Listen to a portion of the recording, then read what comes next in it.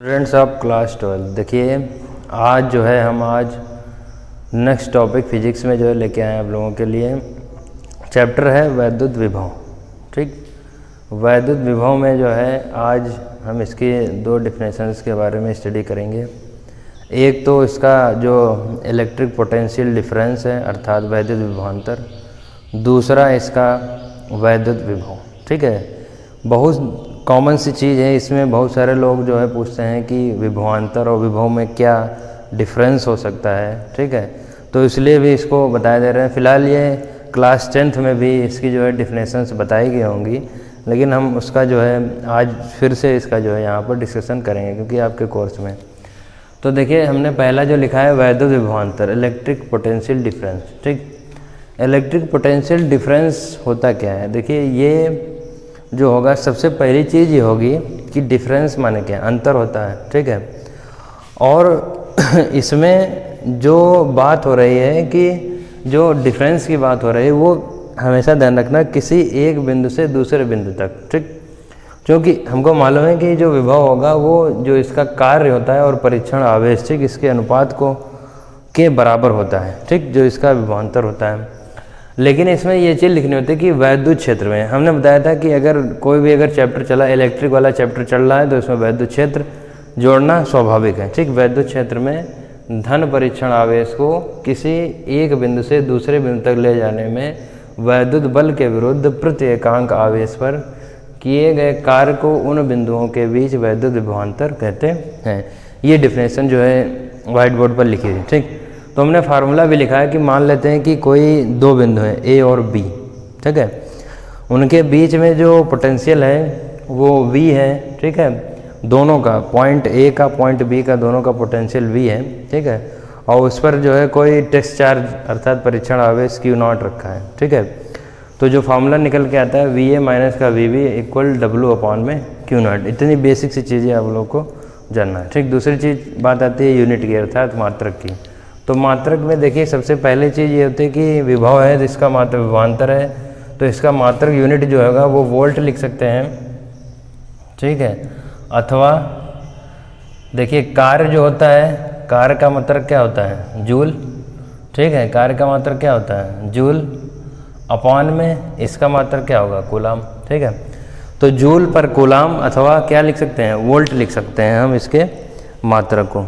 ठीक है, दूसरे से ये भी बोल सकते हैं कि 1 वोल्ट इक्वल 1 जूल पर कूलाम। ठीक, वैद्युत विभवांतर एक अदिश राशि है, ये भी बताया जा चुका होगा। ठीक, ये समझ गए आप लोग। ठीक है, कि वैद्युत विभवांतर को हम किस प्रकार से परिभाषित कर सकते हैं और इसका फार्मूला हम किस प्रकार से लिख सकते हैं। दूसरी चीज़, अब बात आती है वैद्युत विभव की। ठीक है, बात आती है वैद्युत विभव में। वैद्युत विभव में केवल एक चेंज होगा। ठीक है, चेंज क्या होगा? हमने यहाँ पर लिखा है एक बिंदु। ठीक है, ये अगर इसकी डिफिनेशन देनी है तो कहेंगे कि वैद्युत क्षेत्र में किसी धन परीक्षण आवेश को अनंत से, ठीक है, इसमें क्या कहते हैं कि अनंत से कोई अगर कोई परीक्षण आवेश है उसको अनंत से यदि किसी बिंदु तक, अनंत से किसी बिंदु तक ले जाने में वैद्युत बल के विरुद्ध प्रति एकांक आवेश पर जितना कार्य करना पड़ता है वो क्या कहलाता है? उसका वैद्युत विभव कहलाता है। इसमें केवल ये लिखेंगे कि अनंत से किसी बिंदु तक। ठीक है, अनंत से किसी बिंदु तक। क्लियर है? अब देखिए इसका हम फार्मूला कैसे बनाते हैं। फार्मूला बनाने के लिए जो पॉइंट ए दिया था, ठीक है, पॉइंट ए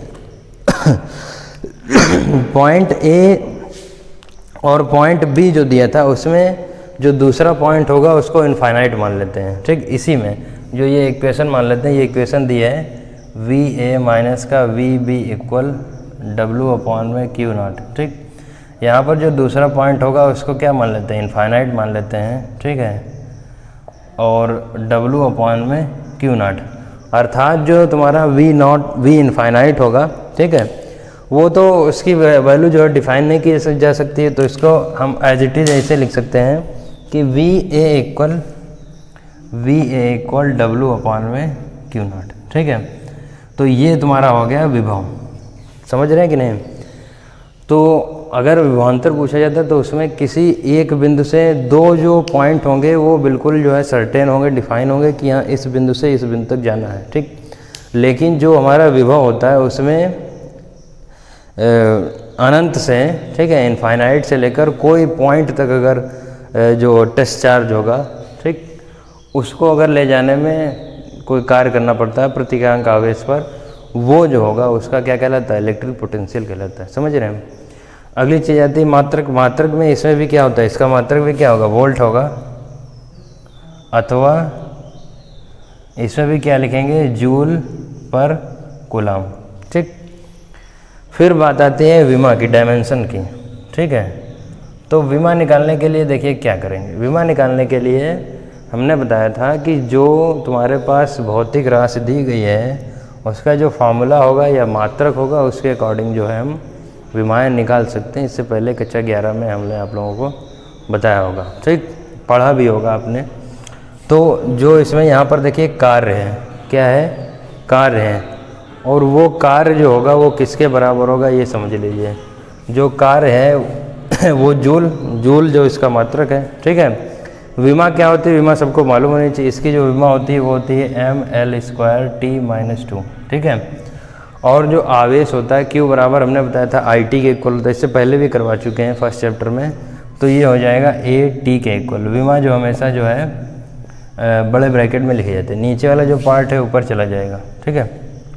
तो बचेगा यहाँ पर बचेगा m, ये लिख सकते हैं A⁻⁻1, ठीक। L² ऐसे लिखो, T⁻⁻2 और -1, ठीक है। तो यहाँ से जो विमा निकल के आएगी ma-1 पावर में L⁻2 T⁻⁻3, ये जो विमा निकल के आएगी यही तुम्हारी विमा किसकी है, वैद्युत विभव की विमा है, ठीक है। समझिए कि नहीं सभी लोग, ma-1 T⁻⁻3 L², ठीक। तो इस प्रकार से आप इसकी परिभाषा वैद्युत विभवांतर की और वैद्युत विभव की परिभाषाओं को लिख सकते हैं। विभव की परिभाषा के लिए हमने बताया था केवल जहाँ पर उसमें लिखा है एक बिंदु से दूसरे बिंदु, वहाँ पर आपको केवल ऐड करना होगा अनंत से किसी बिंदु तक, ठीक है। जितना भी एकांक आवेश पर कार्य करना पड़ता है वो उसका वैद्युत विभव कहलाते हैं।